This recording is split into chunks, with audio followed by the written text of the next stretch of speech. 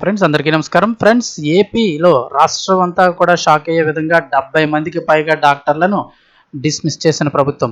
అసలు ఏం జరిగింది ఏంటి వివరాలు తెలుసుకుందాము. వీడియో పూర్తిగా చూడండి. అలాగే తప్పకుండా ఒక లైక్ చేయండి. మరిన్ని అప్డేట్స్ కోసం ఛానల్ని సబ్స్క్రైబ్ చేసుకోండి. ప్రభుత్వం నుంచి వచ్చే ముఖ్యమైన అప్డేట్స్ అన్ని కూడా ఎప్పటికప్పుడు మన ఛానల్ ద్వారా మీకు తెలియజేయడం జరుగుతుంది. అలాగే వీడియోని లైక్ చేస్తే మరింత మందికి ఇన్ఫర్మేషన్ చేరుతుంది. వివరాల్లోకి వెళ్ళిపోదాం. ఆంధ్రప్రదేశ్ ప్రభుత్వం మరో సంచలన నిర్ణయం తీసుకుంది. 77 మంది ఇంచుమించుగా డాక్టర్లకు అయితే కనుక డిస్మిస్ చేయడం జరిగింది.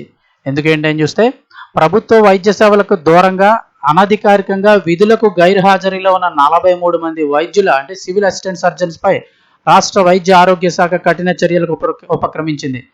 మ్యాక్సిమం చూస్తే 4 ఏళ్ల నుంచి విధులకు రాకుండా ఉన్న వీరికి అంటే గవర్నమెంట్ హాస్పిటల్లో డ్యూటీ చేయాల్సిన వాళ్ళు ఇంచుమించు 4 ఏళ్లుగా డ్యూటీస్కి రావటం లేదు.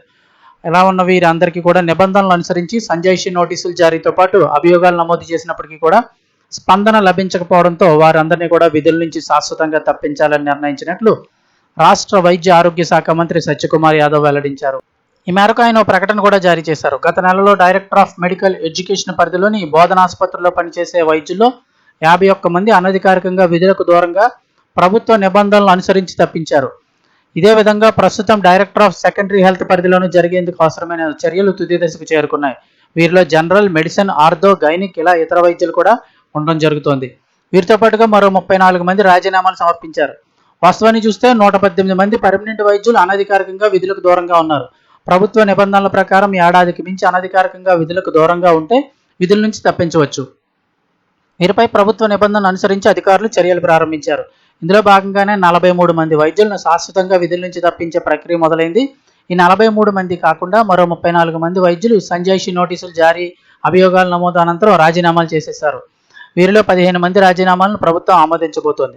ఇక అభియోగాల నమోదు అనంతరం మిగిలిన 19 మంది రాజీనామాలు చేసినందున క్రమశిక్షణ సిఏఏ రూల్స్ 1991 చర్యల్లో భాగంగా జిల్లాల వారీగా 11 మంది విచారణాధికారులు నియమించారు. అంటే ఈ అభియోగాలు నోటీసులు రాకముందే 15 మంది రాజీనామా చేసేయడం వల్ల 15 మంది రాజీనామాలను ఆమోదించింది.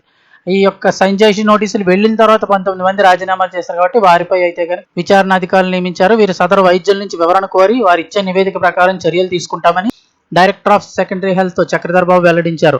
అభియోగాల నమోదు అనంతరం మరో 19 మంది వైద్యులు వ్యక్తిగత కారణాల వల్ల విధులకు హాజరు కాలేదని వివరణ ఇచ్చారు. దీనిపై ఇప్పుడు విచారణ జరగనుంది. సంజాయిషీ నోటీసులు జారీ తర్వాత జరిగిన 9 మంది క్యాజువల్లో చేరారు. క్యాజువాలిటీ విధుల్లో అయితే చేరారు. మరో 13 మంది వైద్యుల అభ్యర్థనలు ప్రభుత్వ పరిశీలనలో ఉన్నాయి. ఏది ఏమైనా డ్యూటీస్కి రాకుండా ఉన్న డాక్టర్లు అందరినీ డిస్మిస్ చేయడం జరిగింది. ఎందుకంటే వారి ప్లేస్లో ఇంకొకళ్ళు వచ్చి డ్యూటీస్ అయితే చేస్తారు. వాళ్ళు డ్యూటీకి రారు. అలాగని వారి పదవులు మరొకరు నియమించలేని పరిస్థితి, వారి డ్యూటీ డాక్టర్ కింద వేరొకరు నియమించలేని పరిస్థితి. సో అలాంటి వారందరినీ తప్పించి ఇప్పుడు కొత్త వారిని అయితే వేయబోతున్నారు.